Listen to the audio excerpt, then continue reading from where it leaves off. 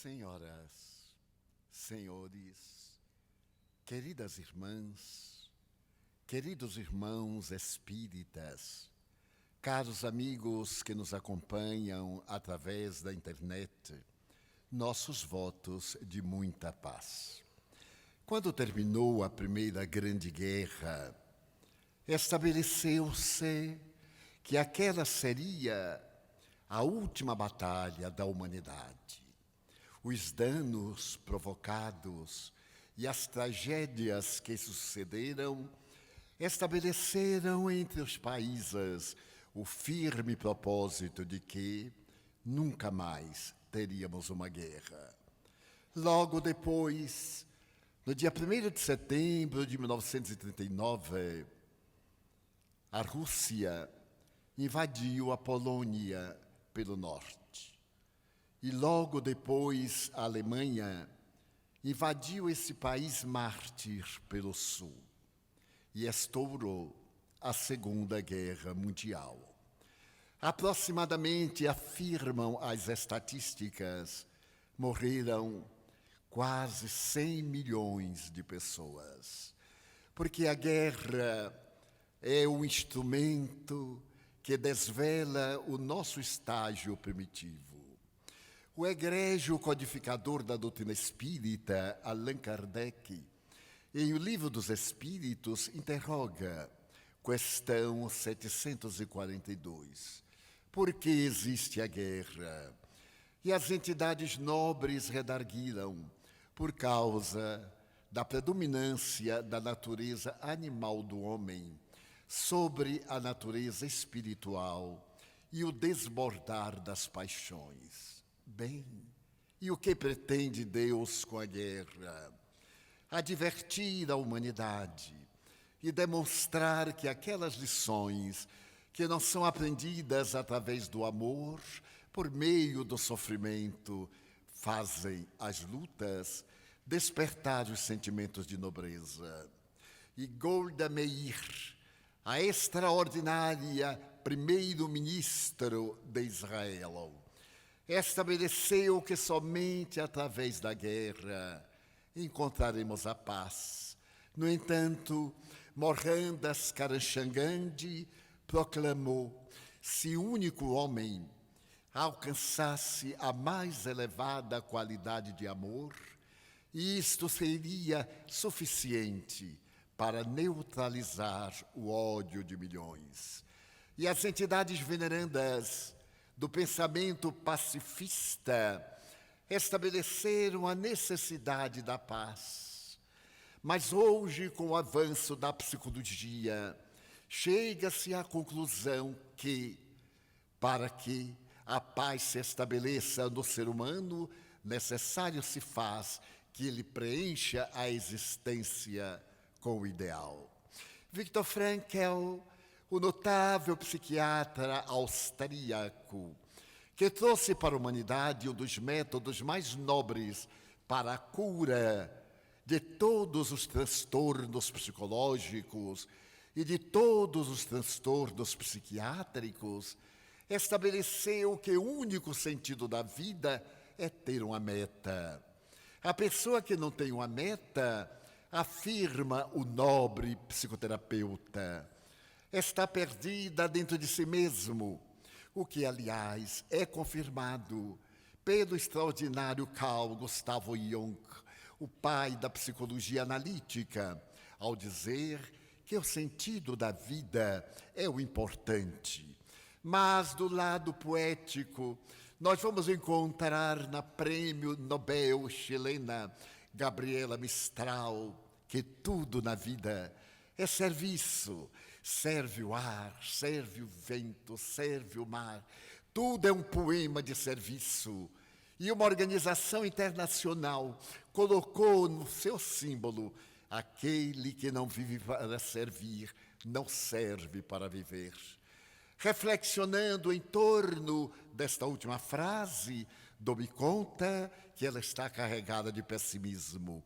E sugeriria a mesma frase, mas com outro significado: quem não vive para servir, ainda não aprendeu a viver. Isto porque a Segunda Guerra, quando estourou, ameaçou a sociedade de aniquilamento. Mas não apenas o aniquilamento da face orgânica, com as bombas que foram detonadas nos dias 6 e 8 de agosto de 1945, respectivamente em Hiroshima e Nagasaki, matando em um centésimo de minuto nas duas cidades cerca de 250 mil pessoas.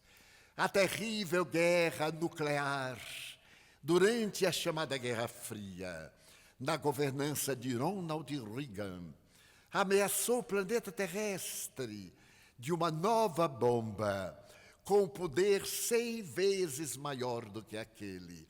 A bomba de nêutrons, aquela que matava sem dor. Sem que os grandes dominantes da Terra perguntassem-nos: como é que vocês preferem morrer, com dor ou sem ela? Porque o homem, na sua intimidade, é belicoso. No seu processo antropossócio-psicológico, o instinto de conservação da vida predomina. Está centralizado no seu cérebro triuno, na parte que diz respeito ao cérebro réptil. Hoje, muito bem aqui demonstrado pelo nosso querido Dr. Juan, na sua tese dos problemas psicológicos. Então, a criatura humana ainda é vítima desse cérebro triuno, particularmente do cérebro réptil, que nos apareceu aproximadamente há 300 milhões de anos, e logo sucedido pelo cérebro mamífero das emoções, que apareceu por volta de 230 milhões de anos. Porém, coberto pelo neocórtex, esse cérebro encarregado do porvir, da nossa superconsciência, na palavra autorizada de Sigmund Freud, e que é também a parte divina da criatura humana, onde se encontra a glândula pineal, estabelecendo a antena de vinculação com a transcendência da vida. Mas essa morte a que desejo referir-me não foi somente dos organismos físicos, das vidas orgânicas, foi dos ideais. Foi do ideal da criatura humana, das metas, do objetivo. Eu ainda me recordo, porque vivi essa época, do pensamento extraordinário de um grande filósofo francês, que ele dizia: para que viver? Qual é o sentido da vida? Viver, ter uma ética, cai a bomba e tudo termina. Foi nesse período de tumultos, de transições do sentido sociológico da humanidade, que um extraordinário escritor pessimista, Alberto Camus, argeliano, escreveu a obra que lhe ofereceu o Prêmio Nobel de Literatura. Alberto Camus era pessimista. Ele aprendeu na França, que era o país que dominava a sua pátria. Aprendeu o existencialismo. Qual é o sentido da vida? Aqui no Brasil seria apresentada a obra das vidas vazias. Na literatura nordestina, as vidas secas, em homenagem às dificuldades do planeta. Mas então Alberto Camus resolveu fazer quase uma autobiografia e lançou ao mundo um livro que até hoje nos convida a profunda reflexão. Trata-se da obra O Estrangeiro. Traduzida ao português, ela recebeu 2 títulos. Para alguns, O Estrangeiro. Para outros, O Estranho. Permitam-me fazer uma síntese com a minha emoção e nós com as palavras legítimas do autor a respeito desse livro que também me sacudiu a existência juvenil. Alberto Camus retrata o jovem que não tinha emoções. Quando ele se preparou para o vestibular, nenhuma emoção. Para ele, a vida não tinha sentido. Tudo que ele pudesse experimentar, de maneira nenhuma dava-lhe uma razão para viver. E ele voltou à sua pátria, a Argel. Ali vivia sem uma meta existencial. Parece dizer que ele apenas respirava. O viver é esse fenômeno biológico, automatista, em que o sistema nervoso central resolve a questão através desse sistema automático, a respiração, o movimento cardíaco e todas essas funções que fazem parte do nosso sistema autônomo. A verdade é que o estranho, o estrangeiro, não tinha origem e não tinha destino. Mas na oportunidade que ele se encontra na Argélia, ele certo dia vai à praia, uma praia encantadora, e tem uma discussão fútil com um árabe. E sem dar-se conta, ele mata aquele estranho que atravessa a sua existência e que a perturba. Não sentiu nenhuma emoção. Morrer ou viver eram-lhe indiferentes. Foi levado ao conhecimento das autoridades, mas uma outra coisa aconteceu. Faleceu a sua genitora em uma cidade do interior e ele tomou o trem sem nenhuma emoção. Afinal, ele não tinha nenhum amor pela sua mãe. Ela era sua mãe. Mas qual é o sentido da maternidade? Ele não convivera, mas tinha que obedecer às regras sociais. Havia o velório, e era num período muito quente. Ele, então, ao entardecer, esteve onde se encontrava exposto o cadáver da genitora. Olhou-a e sentiu muito calor. Algumas pessoas choramingavam, outras faziam de conta que tinham sentido de piedade. Ele não podia fingir, não sentiu nada. Olhou para aquele cadáver e perguntou se havia alguma lembrança no seu coração, na sua mente. Bem, a palavra mãe está carregada de uma certa emoção para os outros. Então ele resolveu dar uma volta. Tomou um ônibus ou um bonde, um streetcar, e resolveu ir a uma matinê. Ali na matinê ele encontrou uma jovem e namoraram-se, isto é, ele tentou um relacionamento. E logo depois da matinê ele foi à residência da jovem. Como era alguém que não tinha um destino e que não lhe interessava nem mesmo as emoções sexuais, ele manteve um relacionamento automático do sexo com aquela mulher estranha. E ele voltou para a oração fúnebre. No dia seguinte, a sua mãe foi sepultada. Ele voltou a Argel. E foi naturalmente indicado para o julgamento.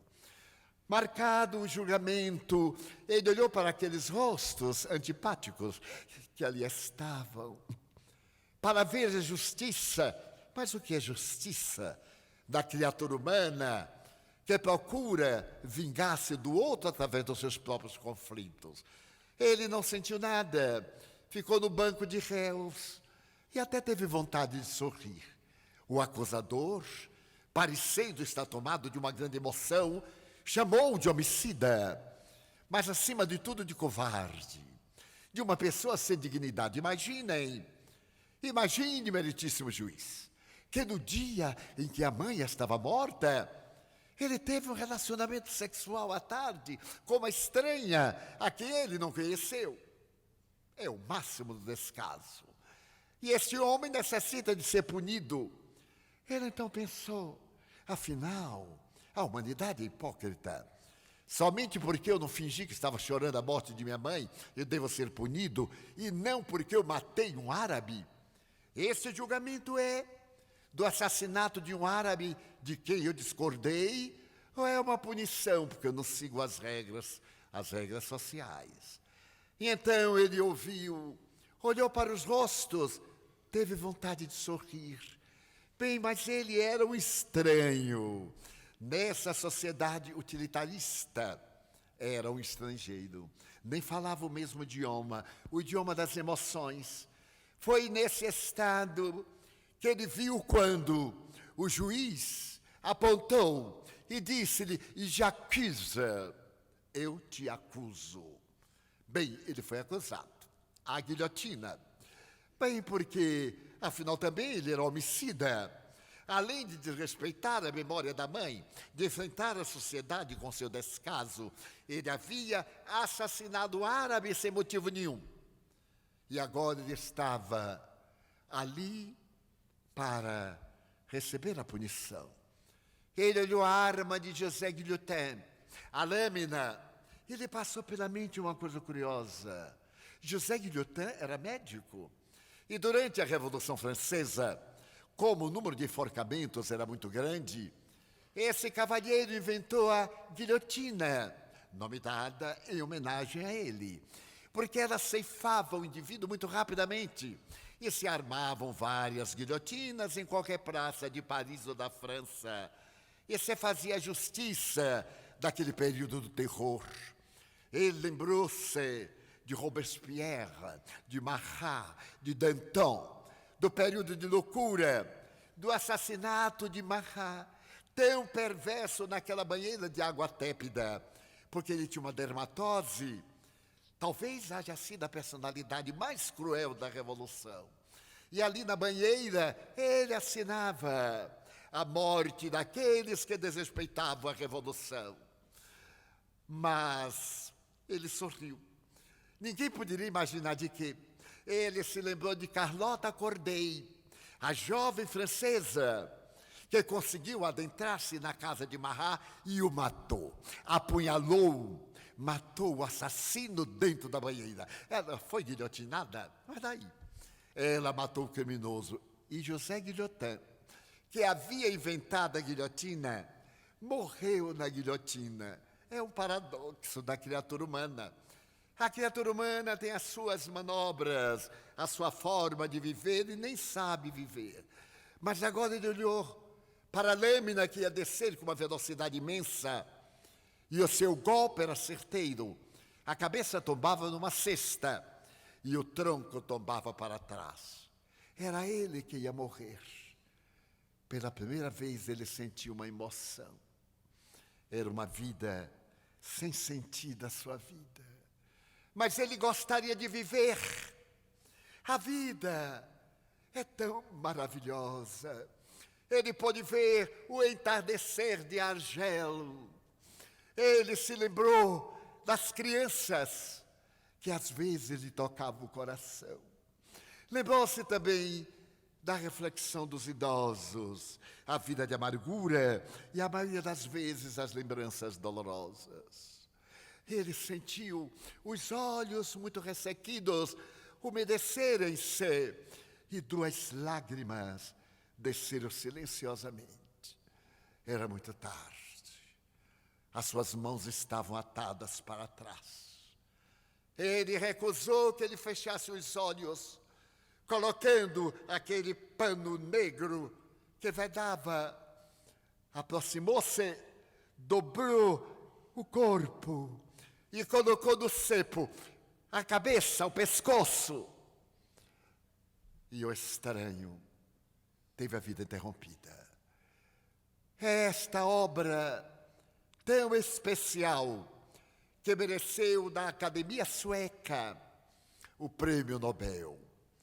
E esse notável Alberto Camus escreverá também Orfeu e uma série de obras amargas, assinaladas pelo cepticismo, que ele aprendeu com seu querido mestre, aquele que nos dias tormentosos em que Paris se declarou cidade aberta como Roma, para não serem as cidades destruídas, ele viu Jean-Paul Sartre nos esgotos de Paris, tentando defender a pátria, aqueles esgotos dos partisans, dos lutadores anônimos, dos verdadeiros guerreiros que ainda escutavam na sua alma: avante, soldados, soldados da pátria, do sangue fervente da Marselhesa.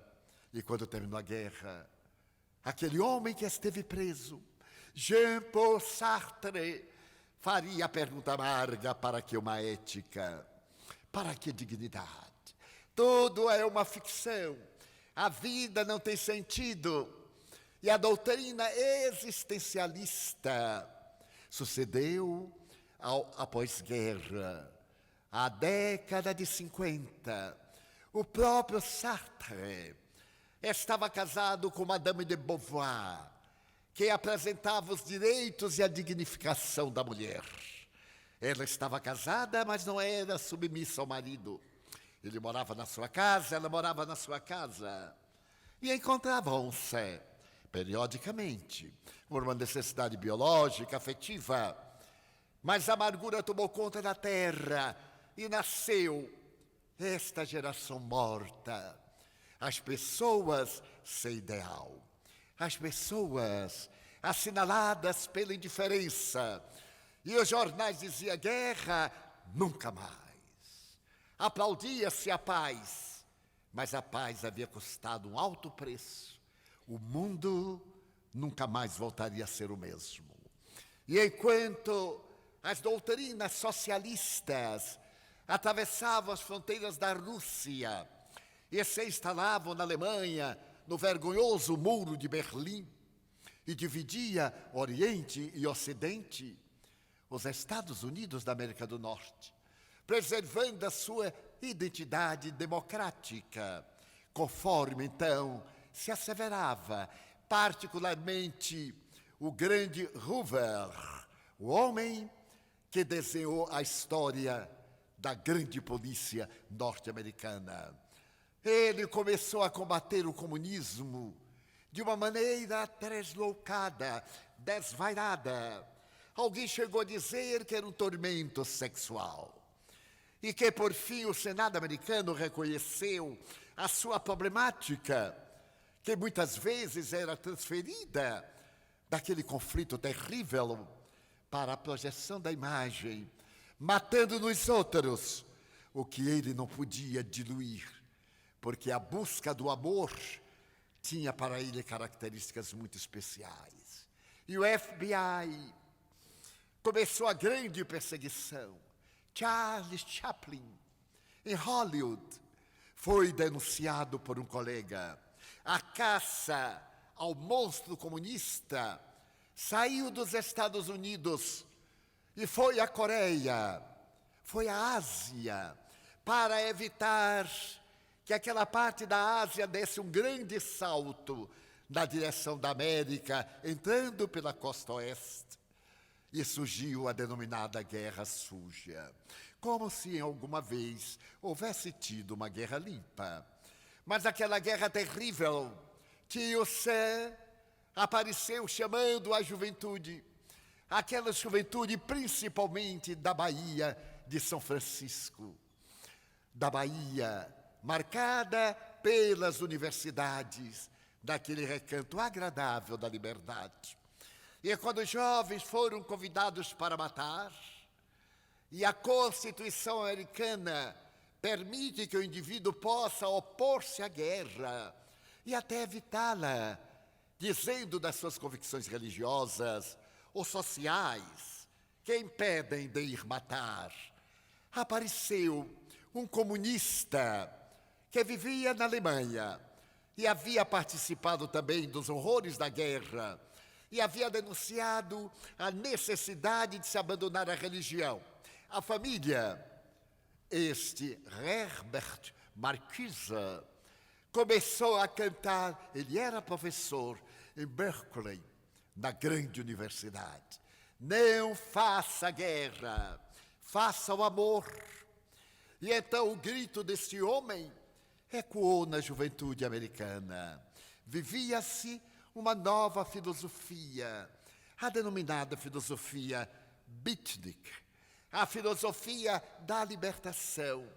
Foi nesse período que 4 jovens da cidade de Liverpool começaram a cantar uma música jovem. A música americana, naquele momento, estava criando compassos e ritmos novos. Apresentava-se a nota mágica do rock and roll. E aqueles 4 jovens de Liverpool começaram a cantar no subterrâneo de uma boate. Depois, as suas vozes juvenis vieram para a rua e eles cantaram a respeito da barbearia que frequentavam, da rua por onde passavam, e cresceram. E John Lennon deu ao grupo o nome de Beatle, retirado da palavra beatnik. E eles abalaram o mundo com o seu filme, O Submarino Amarelo. Agora aquelas 4 vozes incendiavam a terra. E Lennon gritou um dia: nós somos mais importantes do que Jesus Cristo. Então houve uma irrupção da vaidade religiosa. Chamaram-nos de hereges, mas era verdade. Eles haviam vendido mais livros do que o mundo vendera Bíblias. Mas quando ele lançou Yesterday, o mundo se comoveu, porque uma outra jovem, magra, um tanto desengonçada, esta moça, Mary Quant, apareceu nas passarelas. Havia moda e limites de moda. A hipocrisia nos Estados Unidos mantinha a chamada dignidade vitoriana. Isto é, não é importante proceder bem, mas é necessário que ninguém saiba como é que você procede. A coisa não é feia se ficar escondida. Então faça, mas faça de uma forma que ninguém sabe. Então a moda tinha limite. As mulheres eram obrigadas pela moda a vestir uma saia um palmo abaixo do joelho. Aliás, era bonito, porque joelho é muito feio. E então lá estava um palmo abaixo do joelho. E aquela moça magra apareceu em um desfile de modas com uma saia um palmo acima do joelho. Era o momento da mini saia. E a mini saia revolucionou o mundo com Mary Quant. Foi o momento em que começou a mulher, para ser elegante, deve ser muito bem vestida, isto é, pouco vestida. E magra era a economia de tecido ou de enxúndia, como escreveria Raquel de Queiroz, da revista O Cruzeiro. Então é necessário ser magra. E um dos grandes nomes de Paris dizia: a mulher que desfila não pode ter formas, ela é um cabide. Ela deve ser apenas um cabide para que se veja a roupa e não se veja o que está atrás da roupa, que é a pessoa. Mas como o Brasil é um país especial e o Rio de Janeiro é um mundo diferente e a praia de Copacabana, ai meu Deus, a garota de Ipanema, quem é que podia suportar? Então o Rio mandou sua resposta para Mary Quant e para a Liga da Defesa Norte-Americana. Um palmo acima do joelho é? Aí veio o biquíni. Era uma homenagem à bomba atômica que explodiu no Atol Mariana, no atol de Bikini, uma ilha do Pacífico. E o biquíni revolucionou o mundo. O DPS, as 2 peças, porque o maiô era uma coisa trágica, ridícula. Meu Deus, aquele babado aqui em cima. Aquela peça única, parecia que a pessoa era um sapo, não, uma rã. Estava ali vestida de rã. E então vamos colocar o umbigo de fora, que é uma parte tão elegante. E os Beatles disseram: coloca, quem for pobre, coloca uma argola, quem for rico, coloca um diamante. Mas nem todo mundo pode ter amante. Quem não tinha amante, colocava um de marido. Não precisava colocar de diamante. E o mundo revolucionou. Mas foi quando apareceu um chofer de caminhão que tinha molas nos quadris. Ele se chamava Elvis Presley. E começou a cantar e a mover os quadris. Eu me lembro que o príncipe Charles havia estado no Rio de Janeiro. e teve a coragem, inglês, de ir a uma escola de samba. Havia uma rainha do carnaval no Morro da Mangueira, Mangueira Querida, Mangueira Rosa. Ah, está desfilando hoje? Eu acho que é hoje, não estou muito bem no carnaval. Mas então, aquela negra extraordinária da Globeleza desafiou o príncipe Charles para dançar o samba. Ai, que coisa ridícula. Todo durinho. A inglesa, ele então dançou um samba.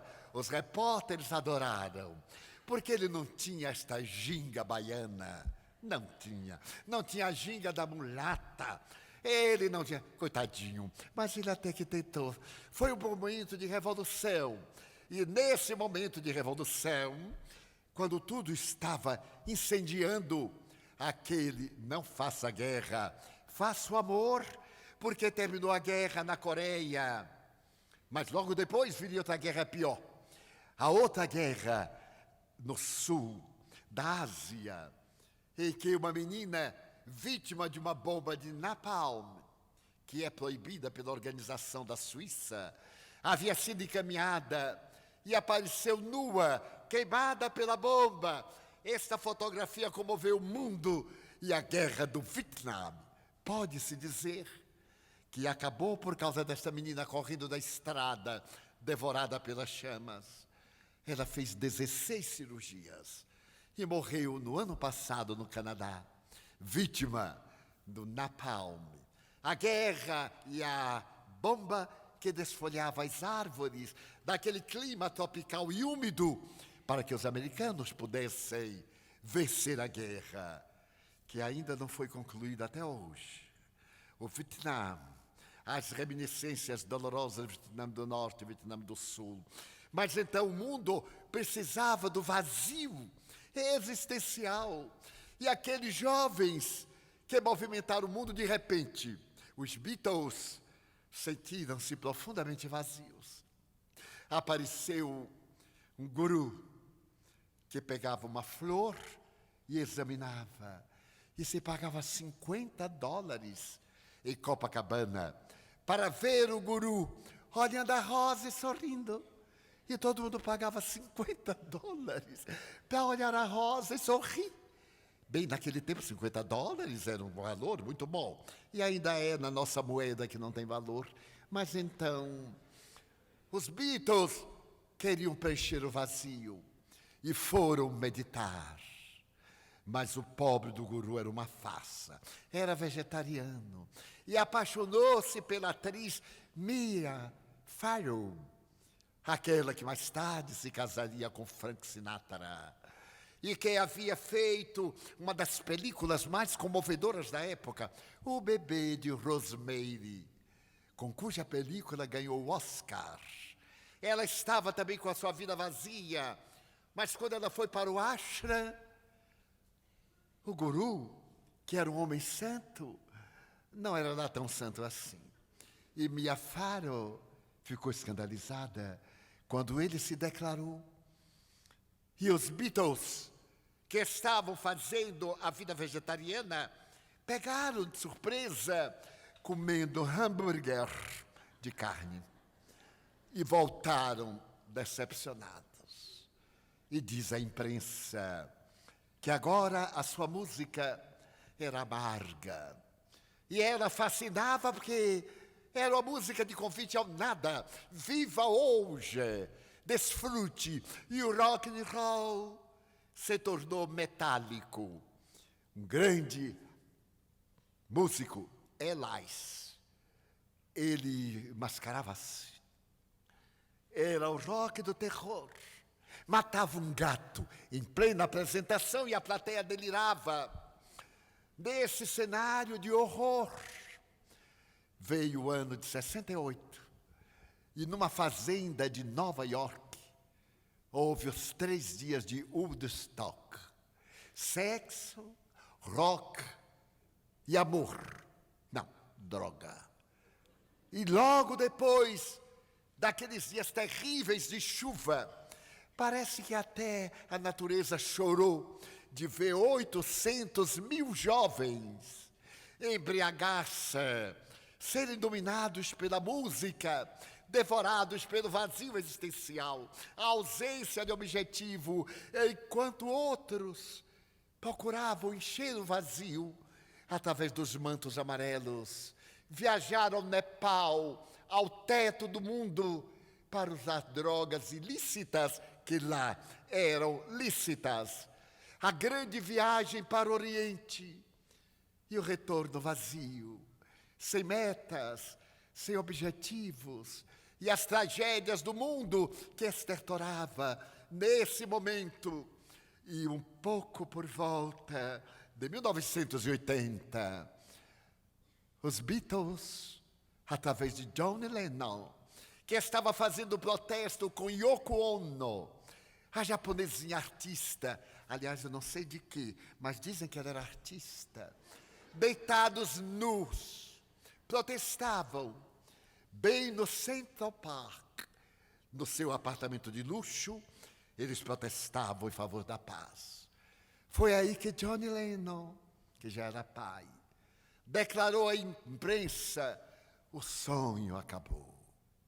Aquele sonho de um mundo de flor, de um mundo de amor. Porque nessa hora apareceu a SIDA, o AIDS, a terrível lepra, para a qual ainda hoje não há cura. Foi então publicado um livro em Paris, cuja tradução ao português diz: o amor, muito além do amor, de um notável escritor. Esse escritor havia publicado um livro que o tornou dos homens milionários. Nesta noite, a liberdade, a história de Gandhi, a libertação da Índia. E Dominique Lapierre, o seu autor, vendeu os direitos autorais para o filme por $5 milhões. Foi o livro mais vendido no século passado. E um dia, ele soube que a Índia tinha tanta miséria, ele tinha estado lá, e soube que pessoas haviam abandonado a proteção à Índia, especialmente um conde que ficara muito pobre na Inglaterra, fecharam um lar de crianças por falta de recursos. Então, Dominique Lapierre, por gratidão à Inglaterra, ou melhor, à Índia, voltou à Cidade Santa e foi olhar a Índia com outros olhos. Ele agora não viu mais a alma de Gandhi, ele viu a alma dos párias, a aura da miséria, as crianças que mergulham no Ganges até hoje para buscar os restos de cadáveres que não queimaram nas bordas, tirarem as dentaduras, quaisquer coisas de valor, para que nas suas casas miseráveis fossem vendidas aos párias, mais párias do que os párias. E Dominique Lapierre escreveu um livro que é um encanto. Ele então vê uma menina e se apaixona pela história dessa menina. Era uma menina de uma beleza rara. E ele conta a história, acompanha por 10 anos, até o momento em que aparece em São Francisco um jovem que era cabeleireiro com um sinal na face. Era um caroço, diagnosticado como câncer de Kaposi. Mas era algo estranho, porque em menos de um mês, apesar de usar maquiagem forte, ele começou a ter aftas na língua, no tubo digestivo, a emagrecer terrivelmente e morreu, quase decompondo-se em vida. Os médicos, o serviço médico americano, colocou paciente zero. Não se sabia de que ele morreu. Quando um jovem comissário de bordo de uma empresa aérea muito famosa também morreu. Morreu com as mesmas características, o câncer de Kaposi, o aparelho digestivo, a falta de imunidade. Morreu de gripe. mas com falência de todos os órgãos, quase que aberto numa imensa ferida. Então surpreendeu Nova York. Apareceu também um que morreu em Miami e o outro no Rio de Janeiro. Então foi dado um alarme internacional. Era uma epidemia e não se sabia a causa. Encontrando-se o diário do comissário de bordo, descobriu-se que ele era homossexual e que ele mantinha relacionamentos.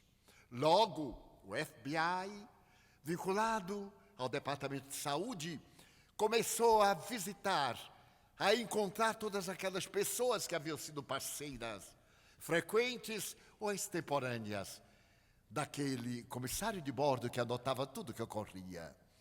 E logo foi dado o grito de alerta: AIDS.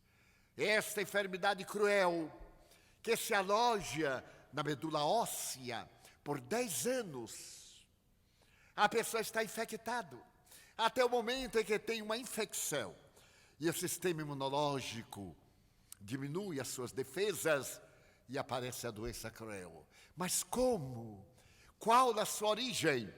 Parece que ela chegara da África. Ela chegara da África de determinado espécime de símio. Nos símios, ela é inócua. E então, as mulheres africanas, colocando símios saguis no ombro, eles arranhavam o ombro, inoculavam o germe no organismo. E da África passou para a América, passou para o mundo. E começou a grande batalha, a perseguição aos leprosos daquela época. Se planejou queimar em plena Nova York aqueles que estavam embaixo dos viadutos com a peste estranha. A ilusão começou a fazer temer, que pegava pela saliva, pegava pelo hálito, pegava pelo beijo, até que o Laboratório Pasteur de Paris e os laboratórios identificaram o vírus HIV e perceberam uma tragédia, que este HIV sofria uma mutação. Era impossível fazer uma vacina, porque ele fazia uma mutação. Começou então a grande campanha, e nessa campanha aparece Madre Teresa de Calcutá, que abre uma casa em Greenwich Village, em Nova York, para os infelizes portadores da AIDS. A doença ainda está, 40 milhões de infectados que continuam infectando, incurável ainda hoje. Apesar das ilusões que periodicamente aparecem, tecnicamente, cientificamente, é incurável. O coquetel impede que ele progrida o vírus, mas a pessoa tem um vírus ativo no organismo e contamina. Então nós vemos, neste período, o sexismo tomando conta das vidas vazias. A fuga pelo sexo, a fuga pela droga, as seringas infectadas. A história do mundo mudou. Já não se usa mais a mesma seringa, porque nunca se sabe se na agulha está o vírus. E é neste período que as vidas vazias tomam conta da terra e aparece subitamente o mal deste século, do século XXI, a depressão. Segundo a Organização Mundial de Saúde, 340 milhões de depressivos crônicos. E a tese de que no ano de 2025, se assim continuarmos, vidas vazias, fuga pela droga, pelo sexo irresponsável, o sexo sem proteção. No ano 2025, repito, o maior índice de óbitos não será pelas tremendas neoplasias, pelos cânceres, nem pelas cardiopatias, as doenças do coração, mas sim pelo suicídio. Suicídio da depressão. resultado da depressão. Um grande escritor nova-iorquino, Solomon, escreveu uma obra extraordinária chamada O Demônio do Meio-Dia. Eu já falei muito sobre esta obra e um amigo falou-lhe diretamente. Então ele mandou um exemplar da obra em inglês, que eu não sei ler, assinado, e me dizendo: grite contra esse monstro terrível que é a depressão, a falta de sentido na vida, a melancolia, essa depressão que até há pouco estava no quadro da melancolia grega, essa depressão que vai ser classificada por notáveis cientistas como o Dr. Breuer, da Alemanha, em depressão com dois aspectos: bipolar, a melancolia, a euforia. O indivíduo está excelente, está alegre e dizemos: curou. É o momento mais perigoso, porque de repente ele faz a reversão, entra em profunda melancolia e se mata. Quando ninguém espera, está sentado à mesa, corre e atira-se do edifício. Ou então, uma ingestão, uma overdose, ou qualquer outro recurso. Hoje, nos Estados Unidos, do suicídio através de arma de fogo. Em cada 15 minutos, um caso. E em cada 45 segundos, um caso no mundo. 45 segundos. No Brasil, em cada 12 minutos, um suicídio. Então, estamos diante de um alarme das vidas vazias. Porque, por volta de há 250 anos, um filósofo inglês, no período industrial, escreveu na Inglaterra um poema e disse esta frase: o homem contemporâneo daquela ocasião perdeu o endereço de Deus e o industrialismo será representado por Charlie Chaplin, Carlitos, na obra Vida Moderna. O homem-máquina, hoje a robótica, o homem-robô, o homem virtualis, que aí está, tomando conta das nossas horas vazias, ou enchendo-as de coisa nenhuma pelo Face e por outros instrumentos de comunicação ligeira, comunicação também vazia, apesar da sua infinita utilidade sobre outros aspectos. Mas é uma análise sociopsicológica. Então, o que resultou? Resultou a grande preocupação de que esta problemática da depressão, que por volta do ano de 1968 abriu espaço para uma outra síndrome, para um outro transtorno, o transtorno do pânico. Quando um psicólogo teve oportunidade da Costa de perceber que os sintomas do transtorno do pânico, embora apareçam com a depressão, são diferentes. E então apresenta toda uma terapêutica especial, e uma terapêutica especial para a depressão. É nesse momento de almas vazias que eu repetiria o autor do pensamento inglês. O homem perdeu o endereço de Deus. E eu diria que o homem perdeu o endereço de si mesmo. Não são poucas as pessoas que me dizem: qual é o sentido da vida, Divaldo? O que é que eu devo fazer? Eu ainda não encontrei a minha missão. Todo mundo quer ser missionário, não quer ser servidor. Porque se nós perguntarmos qual é o sentido da vida, é amar. Está no decálogo. Amar a Deus acima de todas as coisas. E Jesus completa: e ao próximo como a si mesmo. O sentido da vida é servir, como nós o dissemos no início. O sentido da vida é superar o cancro, que Allan Kardec denominou como egoísmo. É sair do ego e pensar no outro. Eu sou você, animal gregário. Não podemos viver isolados.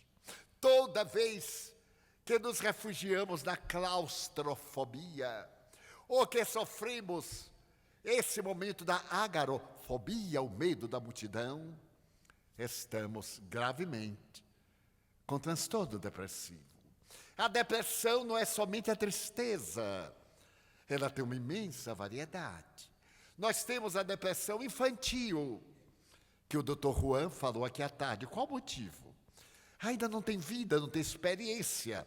No Japão, o suicídio infanto-juvenil é imenso.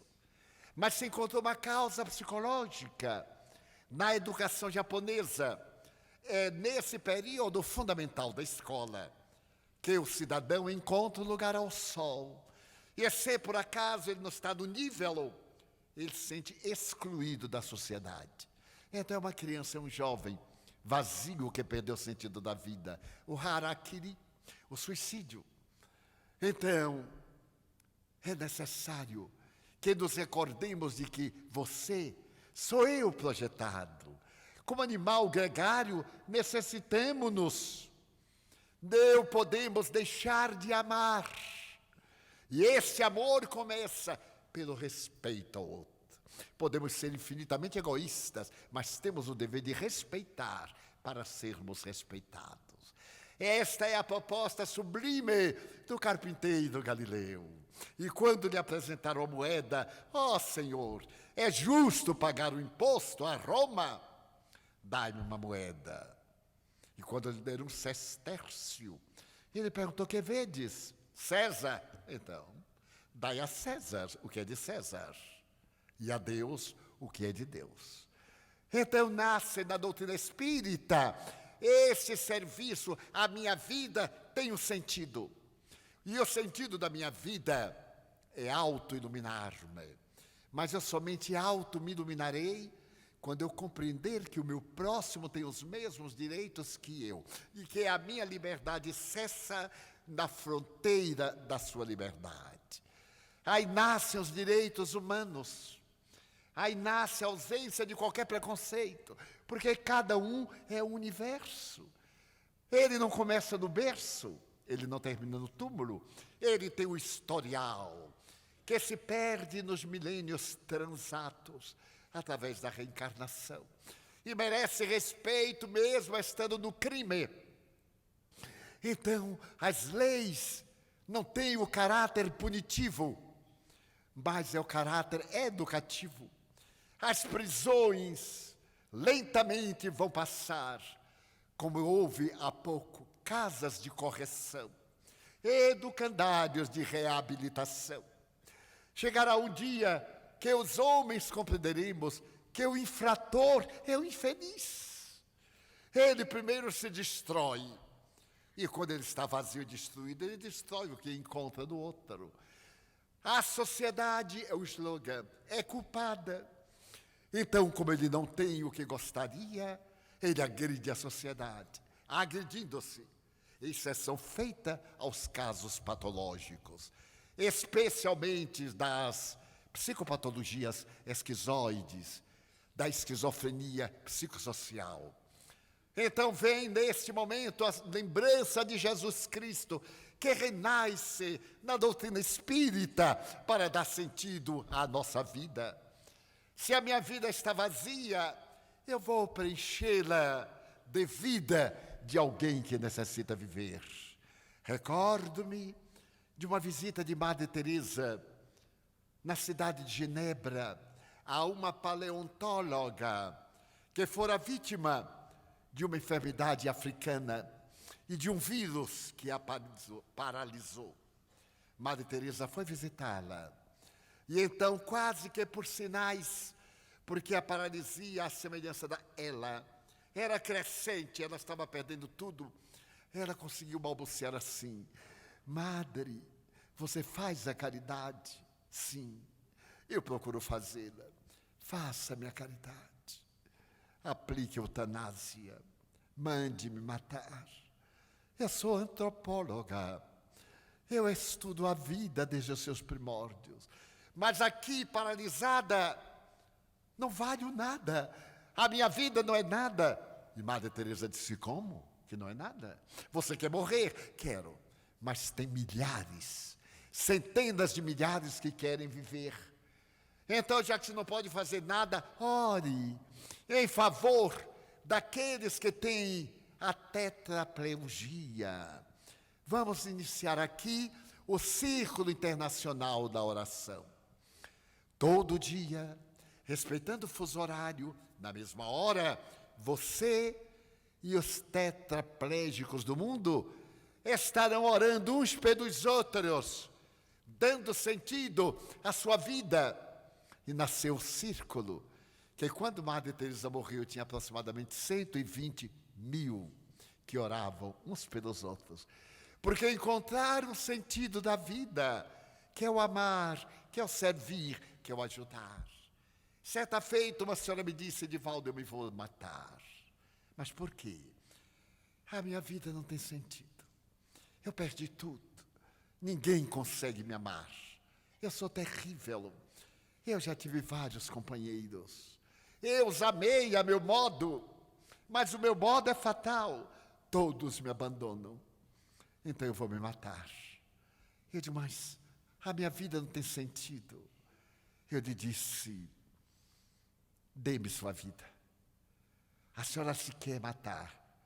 Eu vou lhe dar agora o momento da sua morte.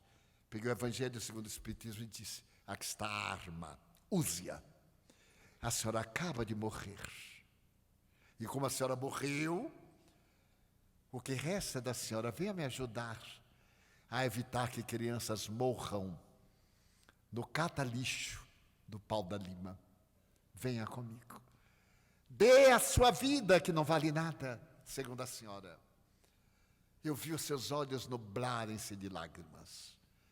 No dia seguinte, ela apareceu na Mansão do Caminho para trabalhar com os catadores de lixo. E fez a cooperativa, colaborou com eles, e foi extraordinário, porque a sua vida adquiriu um sentido da história notável de Erickson, o psiquiatra norte-americano. Há um fato comovedor de uma família ilustre. Uma mulher nobre estava em depressão profunda. E a família, envergonhada, porque ela não respondia a carta, a convites, a nada, na sua imensa mansão, ali, isolada do mundo, e pediram a Milton Erickson para visitá-la, mas não dizer que era psiquiatra. E ele disse, o mundo é feito de mentiras. Eu sou psiquiatra e vou dizer-lhe que fui lá, a pedido da família, para poder ajudá-la na depressão. A família anuiu, porque ao invés de nos ajudarmos, nós temos vergonha uns dos outros, que é o sentimento do egoísmo. E quando ele chegou, ele explicou à senhora deitada, eu sou psiquiatra e venho aqui porque a sua família disse que a senhora sofre de depressão. E ela disse, é verdade, eu não tenho interesse por nada, nada. Permita-me percorrer sua casa. E ele saiu olhando, a casa era toda de tintas frias, cinzento aqui, pérola ali, mais escuro acolá. Mas de repente ele chegou no jardim de inverno, cheio de violetas dos Alpes, simples, dobrada, cheia de vigor. Aquele jardim de inverno estava cheio de vida. E ele voltou, mas ele viu sobre a mesa cartas e telegramas que se avolumavam. Sentou-se com ela e disse, realmente, a depressão está em toda a casa, mas eu me fascinei com aquelas violetas. Ela respondeu, é por causa delas que eu não me mato. E quem as cuida? Bem, sou eu. Eu levanto, vez que outra, coloco um pouquinho d'água, uma vez por semana, adubo, renovo o xaxim. E não posso morrer ainda, porque as violetas, é mais fantástico. Olha, eu vou dizer-lhe uma coisa, por favor. Não tenho nada para lhe dizer. A senhora ama as violetas? Sim. E eu vi lá uma porção de telegramas, de cartas não abertas, convites de casamento, comunicação périto, batizados, mas não me interessam. Mas a senhora é um ser que pensa. Eu só vou lhe fazer um pedido, uma sugestão. Quando a senhora receber um convite, não vá. Mande um vaso de violeta. Quando alguém morrer, não vá. Mande um vaso de violeta. Bom, posso fazer isto. Não me custa nada. Meus parabéns. Até breve. Doutor, qual o remédio? Não. A senhora está saudável. O meu remédio são violetas. Ela sorriu. E ele disse à família: mandem convite para tudo, casamento, defunto, aniversário, festa, 4 de novembro, tudo. E ela era tanto convite que ela mandava vaso, quando de repente o jardim não tinha mais nenhum vaso. Ela então saiu e foi a uma floricultura, comprar vasos, comprar mudas, e chegavam cartas. E ela não tinha tempo, era molhando uma, fazendo muda, tirando daqui para ali. Esqueceu a depressão, porque ela não podia deixar de mandar as violetas. E quando morreu, 10 anos depois, linda, vigorosa, na minha idade, que eu não vou dizer quanto é. Então, quando ela morreu, todos disseram: a nossa cidade nunca mais será a mesma, porque morreu a rainha das violetas. Então, o sentido da vida é servir. Então, nós poderemos ouvir as vozes que clamam da imortalidade.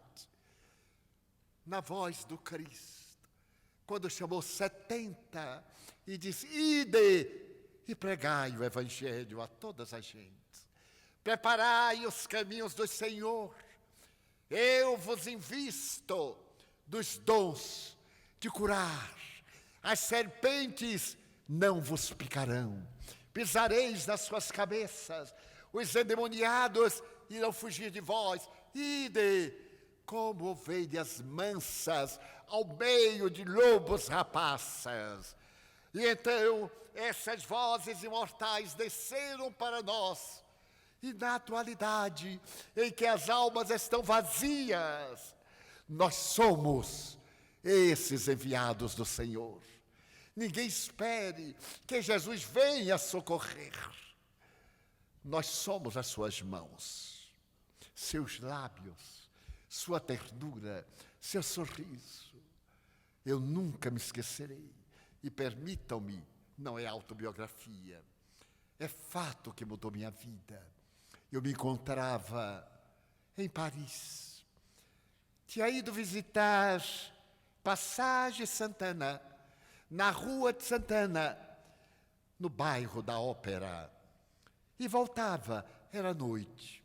Eu estive no portal, imaginando o féretro de Kardec, no dia 2 de abril de 1869, com 2.000 pessoas, notem bem, em 1869. E então eu digo: vou fazer o caminho. Saí da Passagem Santana, pela Rua de Santana, l'Opéra, Palais Royal, atravessei La Pointe de Notre-Dame, entrei na Rive Gauche. Ele foi enterrado no cemitério de Montmartre. E quando eu estava na Rive Gauche, exatamente em Saint-Michel, o bairro alegre, eu vi, numa das transversais, alguém dobrado, e não sei porquê.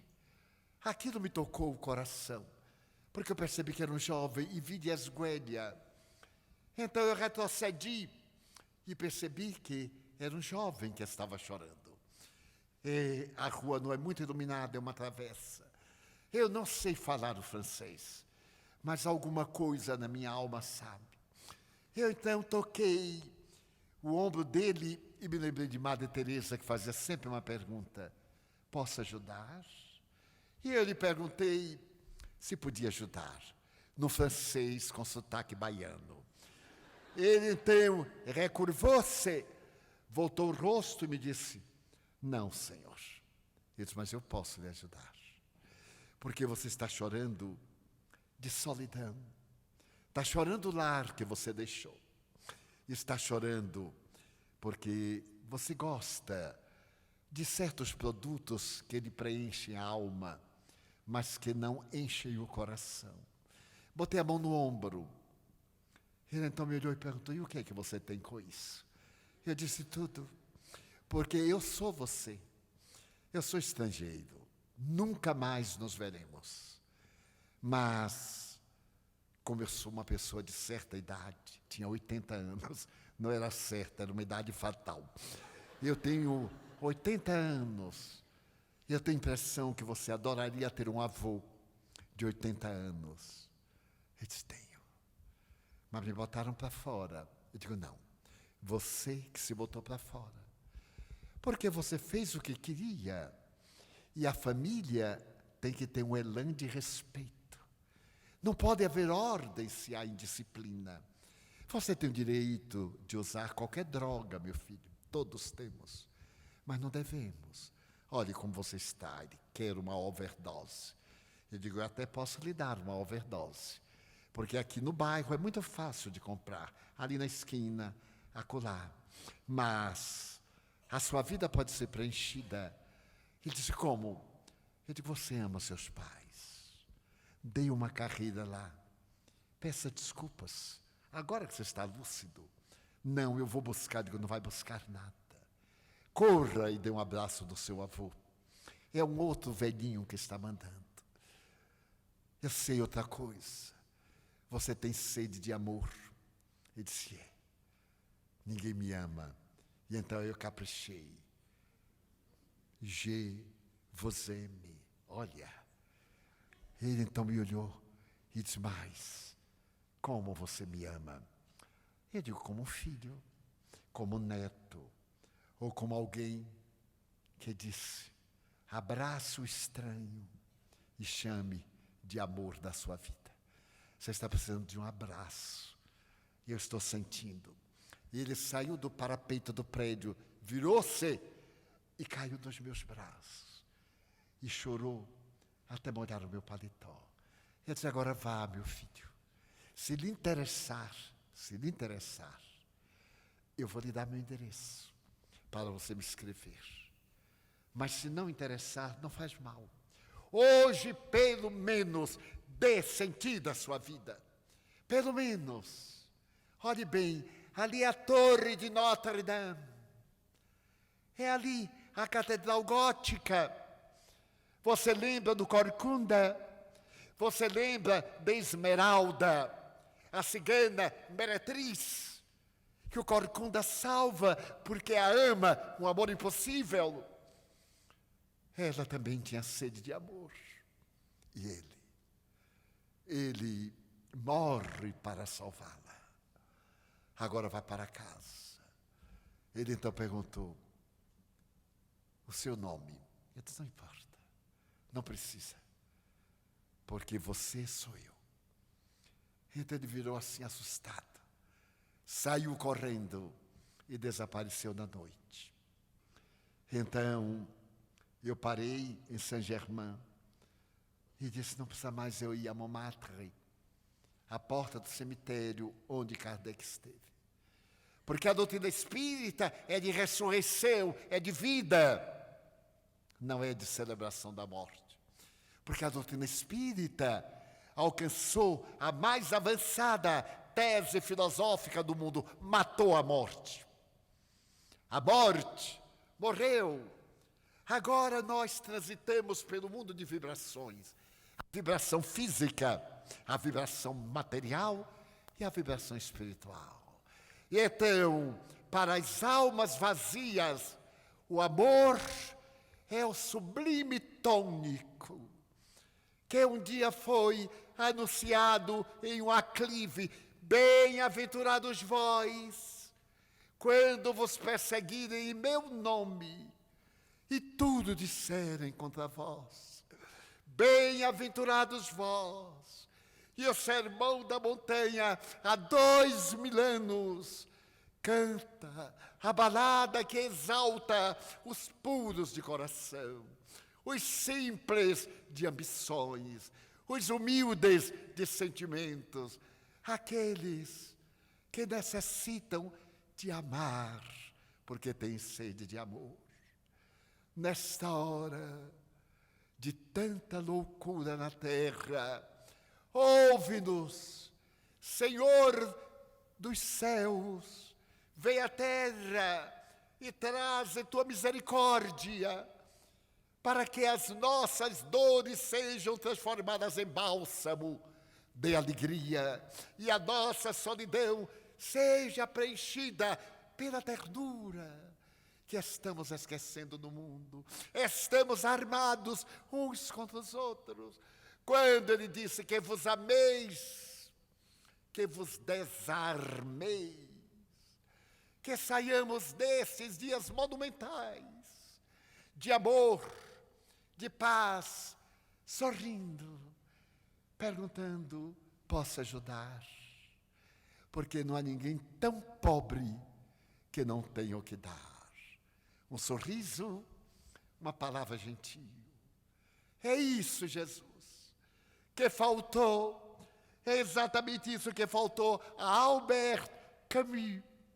É isso que faltou ao pai do existencialismo.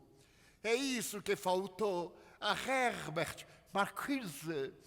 É isso que falta a esta juventude, a liderança, a presença de Jesus no coração das massas. Porque quando ele vier, ele dirá: Sinite parvulus, venire ad me. Ó, vinde a mim, todos vós que sofreis, todos vós que chorais, recebei o meu fardo que é leve, o meu jugo que é suave. Vinde a mim, eu vos aliviarei. Aqui estamos, Senhor, seguindo-te o chamado. E só nos resta dizer: muito obrigado. Muito obrigado, Senhor, pelo que nos deste, pelo que nos dás. Obrigado pelo ar, pelo pão, pela paz. Obrigado pelos olhos meus que me permitem ver o céu, a terra e o mar. A ave ligeira que voa fagueira pelo céu de anil, e as flores miúdas em tonalidades mil. Muito obrigado, Senhor, porque eu posso ver meu amor. Mas diante dos meus olhos, eu percebo aqueles que estão cegos na escuridão, que tropeçam na multidão, que choram na solidão. E por eles eu oro, e a ti eu imploro comiseração, porque eu sei que depois desta lida na outra vida, eles também enxergarão. Muito obrigado, Senhor, pelos ouvidos meus, que me foram dados por Deus, ouvidos que ouvem a música do povo, que desce do morro na praça a cantar, a melodia dos imortais, que se ouve uma vez e não se esquece nunca mais. A voz melodiosa, canora melancólica do boiadeiro, e a dor que geme e que chora no coração do mundo inteiro. Pela minha faculdade de ouvir, pelos surdos, eu te quero pedir, porque eu sei que depois desta prova na vida nova, eles voltarão a ouvir. Muito obrigado pela minha voz, mas pela sua voz, pela voz que canta, que alfabetiza, que ilumina, que trauteia uma canção, e o teu nome doce murmuram com suave unção. Pela minha melodia, eu quero rogar pelos que sofrem de afasia. Eles não cantam de noite, eles não falam de dia. Oro por eles, porque eu sei que depois desta prova, na vida nova, eles cantarão. Muito obrigado pelas minhas mãos, mãos que aram, mãos que semeiam, mãos que agasalham, mãos de ternura, que libertam da amargura, mãos que apertam mãos dos adeuses, que limpam feridas, que enxugam lágrimas, suores das vidas, pelas mãos de sinfonias, mãos de poesias, mãos de psicografias, pelas mãos de cirurgias, mãos que atendem a velhice, a dor, o desamor, pelas mãos que no seio embalam o corpo de um filho alheio sem receio, e pelos pés que me levam a andar sem reclamar. Muito obrigado, porque eu posso caminhar diante do meu corpo perfeito. Eu te quero rogar, porque eu vejo na terra amputados, aleijados, marcados, imobilizados que se não podem movimentar. Eu oro por eles, porque eu sei que depois desta expiação, na outra reencarnação, eles também bailarão. Muito obrigado, por fim, pelo meu lar. É tão maravilhoso ter um lar. Não é importante se esse lar é uma mansão, uma favela, um duplex, seja lá o que for, um bangalô, mas onde haja amor, amor de pai, ou de mãe, de mulher, de marido, de irmão, a presença de um amigo que nos dê a mão, porque é muito triste viver na solidão. Pelo menos a presença de um gato ou de um cão, mas se eu a ninguém tiver para me amar, nem o teto para me agasalhar, nem aí reclamarei, porque eu te direi, muito obrigado, Senhor, porque eu nasci, porque eu creio em ti, porque o vazio és tu. Muito obrigado pelo teu amor, muito obrigado, Senhor.